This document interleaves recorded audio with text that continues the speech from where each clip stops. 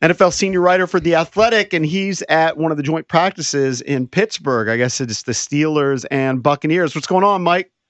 Hey, how you guys doing this morning? So I guess we should maybe start with the Steelers. What's your sense of their expectations for Aaron Rodgers this season?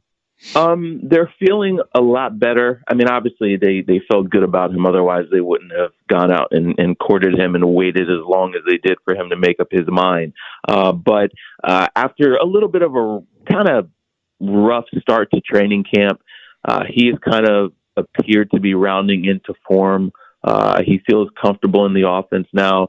They say that I wasn't here early in camp. I was here the other day. But their offense is starting to catch up to the defense, and looking more fluid. So we'll see what happens. Today is going to be a big indication of where things stand with their offense, because their starters aren't playing in the preseason game, but they're going to go against the starters of the Tampa Bay Buccaneers. And so it's a good measuring stick of their progress, but he feels good. He seems like he's energized, seems to really enjoy being here in Pittsburgh. I think a return to a historic and very stable franchise similar to what he had in Green Bay has been refreshing for him. And so, there's questions about their offensive line, but as far as he goes, he's starting to look better. From the people you're talking to and what you've seen, what's been the link between he and DK on the field? Has that been pretty smooth? Yeah, you can tell he looks to him. They definitely have spent a lot of time, even on the side, alone on their own, working to develop that connection. And it's going to be important because after DK, there's just like a lot of question marks as far as who his other targets are going to be. They haven't had Jonnu Smith, the tight end that they acquired, who's a talented tight end. He's been injured, and so they're hoping to bring him along, bring him back soon. But as far as the number 2 and number 3 wide receivers go, very much up in the air because of just a lack of experience and some injuries. So that connection with DK is super important, and definitely like in the red zone, you see him going to him, and that looks like that they do have a connection that's budding. I'll tell you what, they're going to be in a tough spot if. Let's just say Aaron Rodgers has an okay year. They win 7, 8, 9 games, miss the playoffs by a spot or, game or two. And then they have a, kind of a lower first round pick. I mean, they're certainly going to be in the market for, I know they drafted Will Howard last year, but, he was a 6th rounder. I don't expect him to be the future, but they're going to have to draft a quarterback, and they're going to be in that same position that they were when they took Pickett. It could be a tough spot for them, but maybe it works out. I don't know. Well, see, that's the thing is like they never are bad enough to be in position for a top, tier quarterback, right? And they don't move up, and so I think it, as impressive as Mike Tomlin's streak of never having a losing season is, it also costs them. But they had a chance to draft, Shedeur Sanders in the first round. They passed on him. They passed on all the quarterbacks in the first round. So if this does not go well, they're right back where they were. And even if it does go well, say it goes well, then it's even worse because they're even lower in the first round because Rodgers, this sounds like it's going to be a 1-year thing. And, they're going to be in another tough spot as far as getting a quarterback next year. But they really need this to pay off at least for now. And, they're trying to snap that streak of 8 straight years with no playoff wins. And they're hoping Rodgers can help them do it.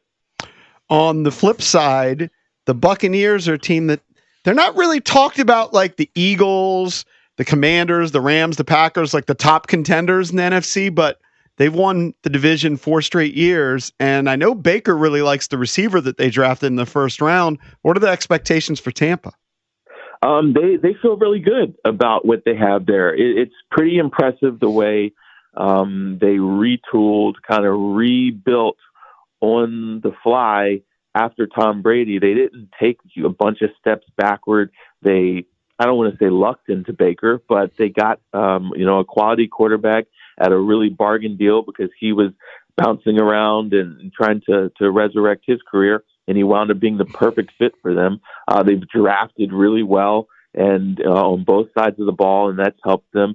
They feel like their defense is going to be healthier this year than what it was last year. There was a lot of duct tape and glued and pasted together of that thing last year. And, Todd Bowles, when I was down there a couple weeks ago, talked about how just if they're able to stay healthy, it gives them the opportunity to really have some impactful guys and for their defense to kind of ease some of the pressure on the offense. And, they have some injuries along their offensive line. They're waiting for Tristan Wirfs to get back 100%. He's not going to be ready for the start of the season, but they still feel very good about the position of their team. There's question marks all over their division, but they're still the favorites there. And if they're able to stay healthy, then they have, talent both sides of the ball and should be able to make another run in the playoffs. What team from last year that either won their division or got into the playoffs do you think may take a step back? The one that kind of jumps out to me right now, just because of the quarterback situation, the injury situation, is the Rams. And they won 10 games last year, but and you can fill me in more on Stafford's injury. But he hasn't practiced fully yet with that back injury. But maybe it's not the Rams. Maybe it's somebody else in your mind. But is there a team that comes to mind for you that might take a step backwards? Yeah, there are two. I mean, the Rams are definitely one of them. I mean, it's a really kind of a precarious situation that they're in there when, you're hoping that his back holds up for a whole season in a game where the quarterback takes such a punishment. I don't know if they're able to. If he was healthy, then I felt like they were in position to be able to build. I mean, you get Devontae Adams. You've got young guys on your defensive side of the ball that are continuing to ascend, and so they should be. But if that back's not right, then, yeah, they could take a step backwards. It's going to be an interesting division to see if San Francisco bounces right back or with all these young guys in place of the veterans that they kind of had to purge for salary cap reasons. Is there going to be growing pains? Seattle, they've got a new quarterback with Sam Darnold. The Cardinals maybe have the least amount of questions, and they finally have some continuity, so we'll see. But the Rams could definitely take a step backward. Another team that I think is the Detroit Lions.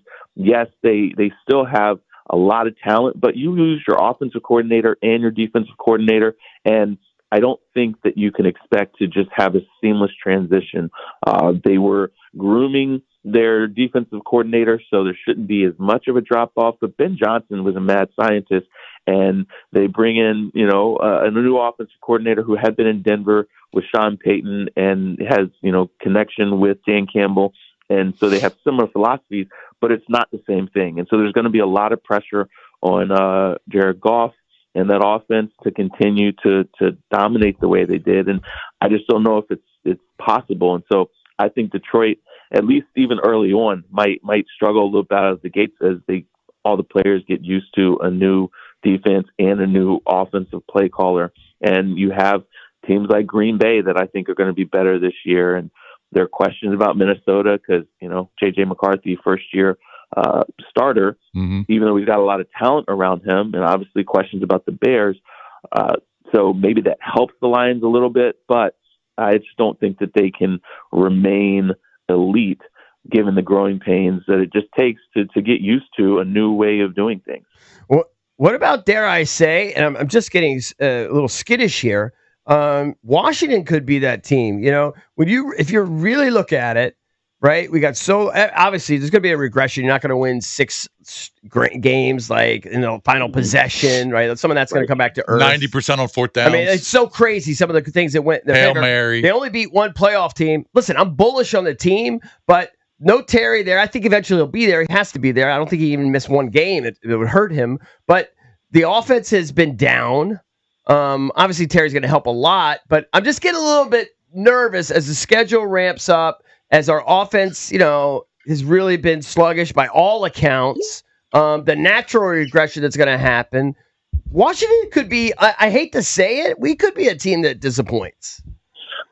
I think they're going to be a better team. I think the depth is better, so I think the floor raises. I don't know, like you said, that they win more, that they're actually better in the win-loss column. Right. I still think they're a 10-win team. But, man, to be better than last year, you've got to get past the NFC Championship game, right? I mean, the bar is super, super high. So I think they're going to be competitive.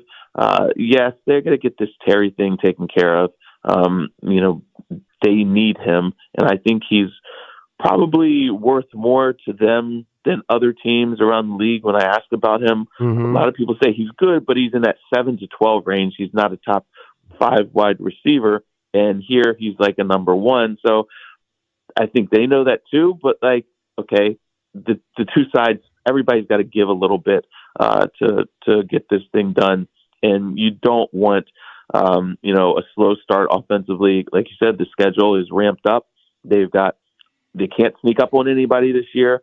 And so they need as much continuity and as little hiccups as possible because, last year, all those consecutive one final play victories, it's just not going to happen.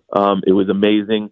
They're hoping that it won't come down to those type of finishes this year because they're improved. But again, that's a lot. You're asking a lot to be able to top that. And I think the division is going to be tougher than it was last year because I think the Giants are going to be better. Yeah, I'm already scared of the Giants. I can't even. They're not going to be a 3-14 team. Okay. Now I'm not sure when Jackson Dart's going to start playing, but I just think overall they're better with what they've added. And then if Dak stays healthy, Dallas is going to be better than a 7-win team. So I just think that Philadelphia may come back down to the pack a little bit, maybe Washington. Overall, I just think the East will be tougher. No, the division's going to be tougher. I don't think that Philadelphia comes down. I think they're just a freaking machine. Okay. I'm just saying 14 wins. I mean, that's kind of crazy. Yeah, true. Okay. As far as like win-loss record, but they've got such a great offensive, front and a defensive front. They continue to invest on those sides of the ball. And they know what their bread and butter is while everybody is still, trying to catch them. And the Giants are going to be better, but I don't know like how much Russell Wilson actually still has left in the tank.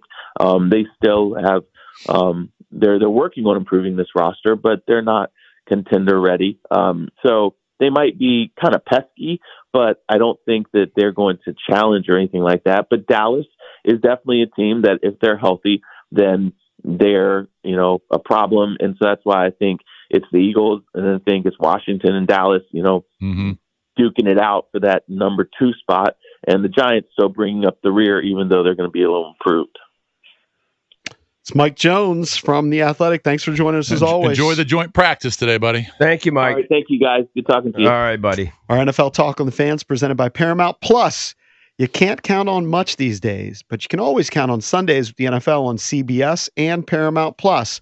Watch your local NFL game live every Sunday on CBS and Paramount Plus. All season long, visit ParamountPlus.com/NFL to get started today.